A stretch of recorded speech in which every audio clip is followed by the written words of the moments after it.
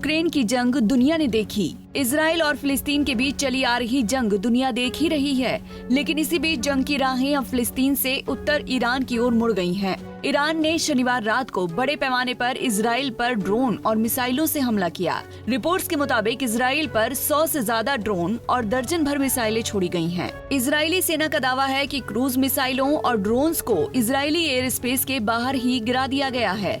दोनों देशों के बीच काफी समय से प्रॉक्सी लड़ाई चल रही थी, लेकिन ये पहली बार है जब सीधे तौर पर दोनों देश आमने सामने आ गए हैं। दरअसल इजराइल और ईरान के बीच सीधे तौर पर जंग की शुरुआत 1 अप्रैल को हुई थी, जब सीरिया में ईरानी दूतावास पर इजराइल ने हमला किया था। ईरान का आरोप है कि हमले के पीछे इजराइल था। इजराइल ने इस हमले की न ही पुष्टि की और न ही इसे खारिज किया, जिसके बाद शनिवार को दूतावास पर हमले की जवाबी कार्रवाई में ईरान ने इजराइल पर मिसाइलों और ड्रोन से हमले किए, जिसकी तस्वीरें सामने आई हैं।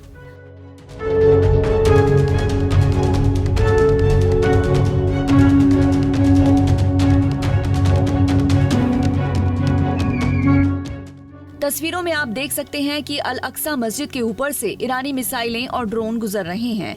इजराइल का दावा है कि ईरानी मिसाइलों को वहीं पर रोक दिया गया है। वहीं अब इजराइल और ईरान के बीच गहराते युद्ध के बीच यूएन ने बड़ा बयान दिया है। महासचिव एंटोनियो गुटेरेस ने ईरान द्वारा इजराइल पर किए गए हमले के कारण तनाव में गंभीर बढ़ोतरी की कड़ी निंदा की और आगाह किया कि न तो क्षेत्र और न ही दुनिया एक और युद्ध बर्दाश्त कर सकती है।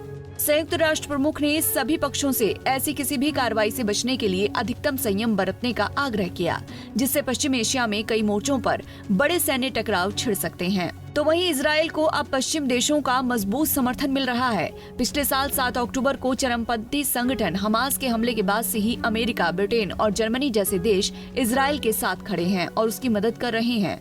जब अक्टूबर में संयुक्त राष्ट्र महासभा में गाजा के समर्थन में युद्ध विराम का प्रस्ताव लाया गया था, तो अमेरिका समेत 14 पश्चिमी देशों ने इसके खिलाफ वोट किया था। अमेरिका इजराइल का सबसे बड़ा समर्थक बनकर उभरा है। साल 1948 में इजराइल को मान्यता देने वाले देशों में से एक अमेरिका था।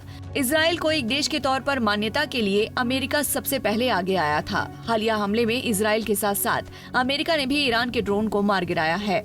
आर्थिक रूप से भी अमेरिका इजराइल को मदद मुहैया कराता रहा है। वहीं ईरान ने अमेरिका को दूर रहने की चेतावनी दी है। अगर ईरान के पक्ष की बात की जाए तो लेबनान के हिजबुल्लाह, यमन के हती विद्रोही, फिलिस्तीन का चरमपंथी समूह हमास और इराक का इस्लामिक रेजिस्टेंस अमेरिका और इजराइल पर लगातार हमला करता रहता है। इजराइल और ईरान के हमलों के बीच भारत समेत दुनिया के कई देशों ने अपने नागरिकों को इजराइल न जाने के लिए एडवाइजरी जारी की है। Bureau report, Punjab Kesari TV. हमसे जुड़े रहने के लिए हमारे YouTube चैनल को सब्सक्राइब करें और नई वीडियो की नोटिफिकेशन के लिए बेल आइकॉन को दबाएं।